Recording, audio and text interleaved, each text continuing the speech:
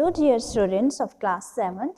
तो बच्चों, आज के इस वीडियो में हम हमारी व्याकरण बुक में करेंगे मुहावरे और लोकोक्तियाँ। ठीक है, पाठ नंबर 20 मुहावरे और लोकोक्तियाँ यानी कि इडियम्स एंड प्रोवर्ब्स। सो सबसे पहले हम इडियम्स के बारे में पढ़ लेते हैं। मुहावरे, तो मुहावरे क्या होते हैं कि जब कोई वाक्य या वाक्यांश अपने सामान्य अर्थ को छोड़कर किसी विशेष अर्थ को प्रकट करता है। ठीक है, जैसे सामान्य तौर पर हम जब भी कोई बात करते हैं, है ना, तो सिंपल होती हैं, लेकिन अगर हम उसको किसी अलग तरीके से बात करें तो जो सामने वाला सुनने वाला है वो भी एकदम से कान खड़े कर लेता है, यानी कि एकदम से सुनने में रुचि लेने लग जाता है कि इसने अभी अभी क्या कहा और उसका क्या मतलब है। तो किसी भी वार्तालाप को या बातचीत को रोमांचक बनाने के लिए, ठीक है, रोचक बनाने के लिए हम मुहावरों का प्रयोग करते हैं। तो जैसे अंगूठा दिखाना, अंगूठा दिखाना यानी कि इनकार कर देना। आगे है आंखों का तारा, आंखों का तारा यानी कि वो जो बहुत प्यारा लगे हमें, जैसे प्रतीक अपनी माँ की आंखों का तारा है। तो वाक्यों में जब हम इस तरह के शब्दों का प्रयोग करते हैं तो जो हमारे शब्द हैं वो और भी रुचिपूर्ण हो जाते हैं। ठीक है, पुलिस ने डाकुओं का काम तमाम कर दिया। सीधा हम यही भी लिख सकते हैं ना कि पुलिस ने डाकुओं को मार डाला, लेकिन हमने मार डाला की जगह इस्तेमाल किया काम तमाम कर देना।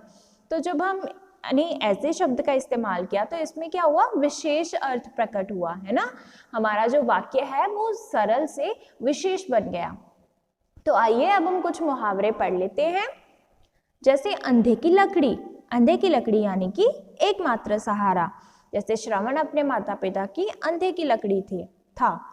अक्ल चकराना, कुछ समझ में ना आना। जब हमें कुछ समझ नहीं आता तो हमारे सर घूमने लग जाता है, तो उसका अर्थ है अक्ल चकराना, कुछ समझ में ना आना। अक्ल का दुश्मन, जो मूर्ख होता है उसको अक्ल का दुश्मन बोलते हैं। आंखें खुलना, जब हमें सारी बात समझ में आ जाए, होश ठिकाने आ जाए तो उसे कहते हैं आंखें खुलना। आग बबूला होना, गुस्से से भर जाना। ठीक है, उसके बाद ईद का चांद होना, जो बहुत दिनों के बाद मिले। जैसे अब ईद का चांद क्यों कहा गया है, क्योंकि जो ईद का चांद है वो साल में एक ही बार दिखता है। ठीक है, उसी तरह से जो बहुत दिनों के बाद कोई अगर आदमी मिले तो हम उसको एक मुहावरे के तौर पर ये कह सकते हैं कि तुम तो ईद का चांद ही हो गए, यानी कि तुम तो अब दिखते ही नहीं हो या मिलते ही नहीं हो। उसी तरह से उंगली पर नचाना, वश में करना, यानी कि जब जो हम जिसे जैसा कहें वो वैसा ही काम करें, उसको कहते हैं उंगलियों में नचाना। घड़ों पानी पड़ना, बहुत शर्मिंदा होना। कान भरना, चुगली करना। खाक छानना, मारा मारा फिरना, जब कुछ समझ में ना आए, इधर उधर आदमी भटके तो उसको बोलते हैं खाक छानना। चार चांद लगाना, प्रतिष्ठा बढ़ाना। घी के दिए जलाना, खुशियां मनाना, जब बहुत ज्यादा खुशी हो तो घी के दिए जलाए जाते हैं। तो इस तरह से चिकना घड़ा, कोई असर ना होना। जान के लाले पड़ना, गहरे दुख में फंसना, यानी कि जब हमें बहुत ज्यादा किसी चीज का दुख हो तो हम उस जगह पर ये वाला मुहावरा प्रयोग कर सकते हैं कि उसको तो जान के लाले ही पड़ गए जब उसने सुना कि उसकी कार चोरी हो गई है। ठीक है, आगे है दांत खट्टे करना, बुरी तरह से पराजित करना। तो कैसे हम कोई वाक्य बना सकते हैं कि रणभूमि में उसने अपने विरोधियों के दांत खट्टे कर दिए। उसी तरह से 9 2 11 होना, यानी कि भाग जाना। फूले ना समाना, बहुत प्रसन्न होना। बाल बांका ना होना, सुरक्षित होना। मुंह की खाना, पराजित होना। उसी तरह मुंह बंद कर देना, चुप कर देना। तो ये थे कुछ मुहावरे जिनके आपको अर्थ दिए गए हैं। इन अर्थ से संबंधित आप इनके वाक्य आसानी से बना सकते हो। आगे हम बात करते हैं बच्चों लोकोक्तियों की। तो लोकोक्तियां क्या होती हैं? तो लोकोक्ति यानी कि लोक प्लस उक्ति, लोगों द्वारा कही गई पुरानी बातें को कहावत या जनश्रुति आदि भी कहा जाता है। जैसे कोई कहावत हो गई, ठीक है, कहा गया, वक्ता द्वारा कहा गया। तो लोकोक्ति भी मुहावरों की भांति अपना सामान्य अर्थ छोड़कर किसी विशेष अर्थ को प्रकट करती हैं। ठीक है, जैसे यहाँ पर उदाहरण दिया गया कि अंधों में काना राजा, तो मूर्खों में कम बुद्धिमान ही समझदार माना जाता है। अमर ही अपने गांव में एकमात्र व्यक्ति है जो अंग्रेजी जानता है, वह तो अंधों में काना राजा है। तो बच्चों एक चीज मैं आपको यहाँ पर बताना चाहूंगी कि मुहावरे और लोकोक्तियों का प्रयोग हम कैसे करते हैं। तो मुहावरों का प्रयोग हम हमेशा वाक्य के बीच में करते हैं, ठीक है, लेकिन जो लोकोक्तियां हैं हम उसका हमेशा प्रयोग वाक्य के अंत में ही करते हैं, ठीक है, समझ में आ गया। चलो आगे चलते हैं। काला अक्षर भैंस बराबर, यानी कि अनपढ़ होना। श्यामा पत्र क्या लिखेगी, उसके लिए तो काला अक्षर भैंस बराबर है। तो यहाँ पर आपको कुछ लोकोक्तियां दी गई हैं पढ़ने के लिए, आइए इनको कुछ को पढ़ लेते हैं। अकेला चना भार नहीं फोड़ता, यानी कि अकेला व्यक्ति कोई भी बड़ा काम नहीं कर सकता, उसको किसी न किसी सहारे की जरूरत अवश्य पड़ती है। आम के आम गुठलियों के दाम, यानी कि दोहरा लाभ। उल्टा चोर कोतवाल को डांटे, अपराधी निरपराध पर दोष लगाए। ऊंट के मुंह में जीरा, खाने की वस्तु का आवश्यकता से कम होना, यानी कि इतना बड़ा ऊंट और उसके मुंह में अगर छोटा सा जीरा दे तो सिंपल साधारण सी बात है कि उसको बहुत कम मिला है, ठीक है। एक अनार 100 बीमार, अनार एक है और उसको खाने वाले बहुत ज्यादा, मतलब बीमार है जो बहुत ज्यादा है। एक वस्तु के अनेक मांगने वाले।